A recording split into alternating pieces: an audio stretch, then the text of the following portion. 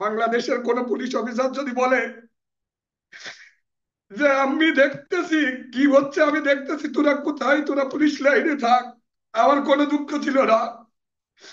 কোন অফিসার তো বললো না একবার।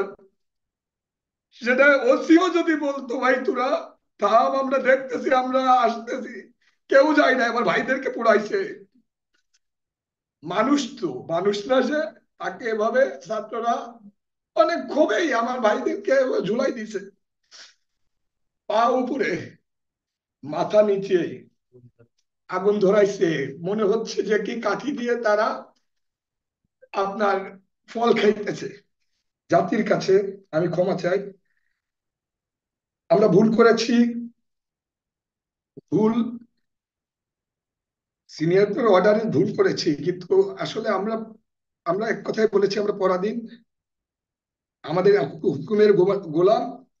আমাদের আমাদেরকে যেটা করিয়েছে আমরা সেটা করেছি, কিন্তু আমরা ভুল করেছি। আমি জাতির কাছে ক্ষমা চাই, বাঙালি জাতির কাছে ক্ষমা চাই, আমাদেরকে ক্ষমা করে দিবেন। ওনারা আমাদের কম, আমাদের বাংলাদেশ পুলিশে যা আছে সব পুরাই দেওয়া উচিত ছিল এই দেশের। তাদের উচিত ছিল আমাদের পুড়িয়ে মেরে ফেলা সমস্ত পুলিশকে।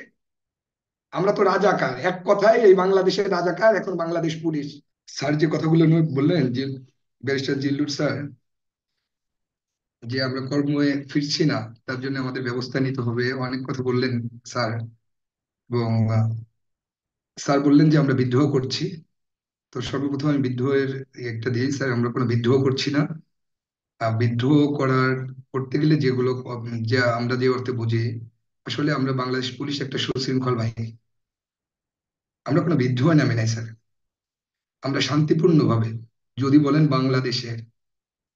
বাংলাদেশে শান্তিপূর্ণভাবে যদি কোনো ভাবে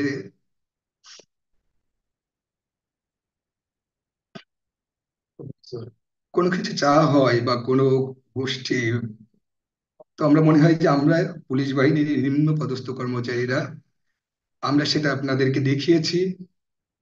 কোনো মারামারি ছাড়া, কোনো কাটাকাটি ছাড়া, কোনো লাফালাফি ছাড়া শান্তিপূর্ণভাবে কর্মবিরতি দিয়েছি। এবং কর্মবিরতি কেন দিয়েছি? কর্মবিরতি দিয়েছি আমাদের নিরাপত্তার অভাবে। আমাদের কর্ম পরিবেশ নেই, কর্ম পরিবেশটা নেই, কর্ম পরিবেশটা থাকারও কথা না।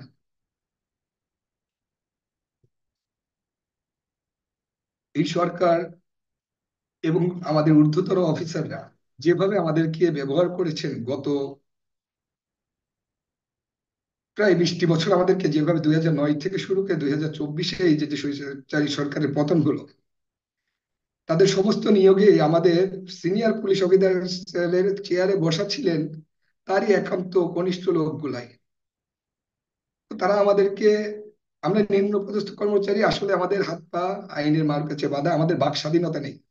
1971 হয়তো বাংলাদেশ স্বাধীন হয়েছে, কিন্তু পুলিশ স্বাধীন হয় নাই, পুলিশ পরাধীন।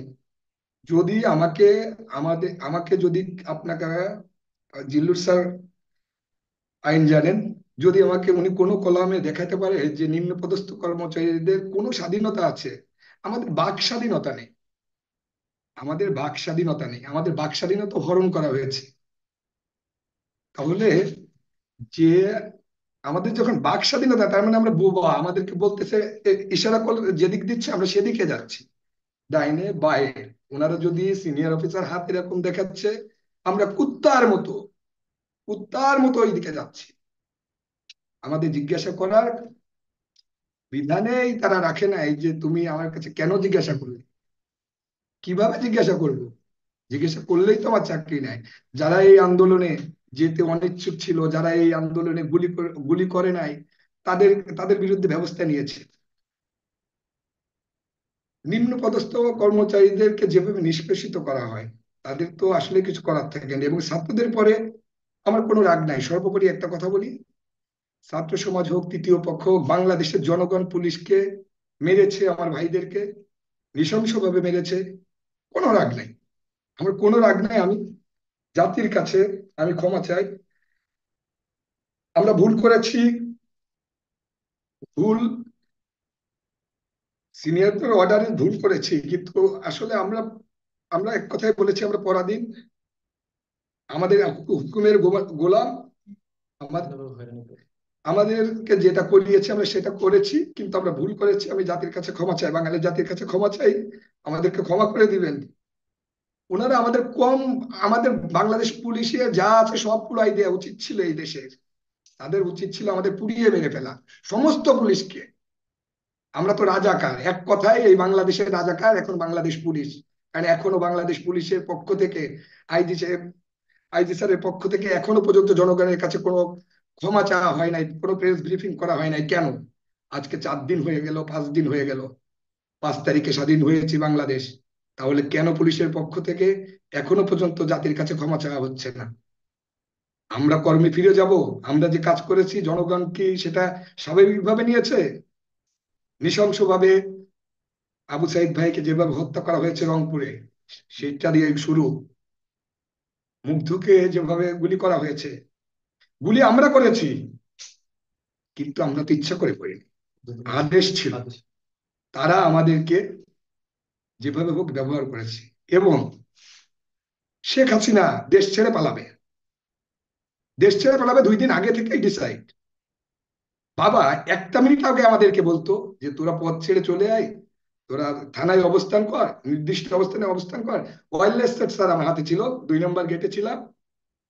আমরা বারবার আমরা বলতেছি স্যার অমুক থানায় আক্রমণ করেছে স্যার, নির্দেশ দেন। ওয়্যারলেসে ডাকতে ডাকতে ডাকতে ডাকতে হয়রান হয়ে গেছি রাত 10টা পর্যন্ত, 11টা পর্যন্ত। আমাদেরকে আমাদেরকে কেউ একবার বলে নাই যে তোরা সেফ থাক, বা আমরা দেখতেছি। এই দেখতেছি কথাটা কেউ কেন বললো না? দেখতেছি কথাটা একবার যদি বলতো কোনো অফিসার, বাংলাদেশের কোন পুলিশ অফিসার যদি বলে যে আমি দেখতেছি কি হচ্ছে, আমি দেখতেছি, তোরা কোথায়, তোরা পুলিশ লাইনে থাক, আমার কোনো দুঃখ ছিল না। কোন অফিসার তো বললো না একবার। সেটা ওসিও যদি বলতো ভাই তোরা থাম, আমরা দেখতেছি, আমরা আসতেছি, কেউ যায় না। আমার ভাইদেরকে পুড়াইছে। মানুষ তো মানুষ না সে? তাকে এভাবে ছাত্ররা অনেক ক্ষোভেই আমার ভাইদেরকে ঝুলাই দিছে, পা উপরে মাথা নিচে আগুন ধরাইছে। মনে হচ্ছে যে কি কাঠি দিয়ে তারা আপনার ফল খাইতেছে। এই ভিডিও দেখার পরে মাথা তো ঠিক থাকে না, আমাদের থাকার কথাও না। আমার কথা হচ্ছে আমার ছাত্র ভাইরা মেরেছে, কম মেরেছে, যাই মেরেছে, লাশটা তো পাবো। 2 দিন হয়ে গেল, 3 দিন হয়ে গেল, 4 দিন হয়ে গেল, এখনো পর্যন্ত লাশ কোথায় আছে আমরা জানি না। 8টা লাশ, 10টা লাশ কোথায় গেল, কিভাবে গেল, কাদের লাশ? নতুন আইজিপি স্যার আসলেন, স্যার স্যারও তো বললেন না এখনো পর্যন্ত যে ভাই সমস্ত লাশ বুঝে পেয়েছি, সমস্ত ছাত্রদের লাশ বুঝে পেয়েছি। ছাত্রদেরকে লাশ বুঝিয়ে দেওয়া হয়েছে, কোন ছাত্রের লাশ কি তার ফ্যামিলিকে সমস্ত লাশ কি বুঝিয়ে দেওয়া হয়েছে? অনেক ছাত্রদের লাশ গুম আছে, অনেক পুলিশের লাশ গুম হয়ে গেছে। আমার কথা হচ্ছে পরিবারের কি লাশ ফেরত পাওয়ার অধিকার নাই? আমরা পুলিশ বাহিনী, আমাদের কি আমাদের লাশ দেখার অধিকার নাই? কেন? কেন স্যার? জীবন দিব, তা সেই জীবন দেওয়ার পরেও কি আমার কোনো মর্যাদা থাকবে না? এত এত কেন আমাদেরকে নিষ্পেষিত করা হবে?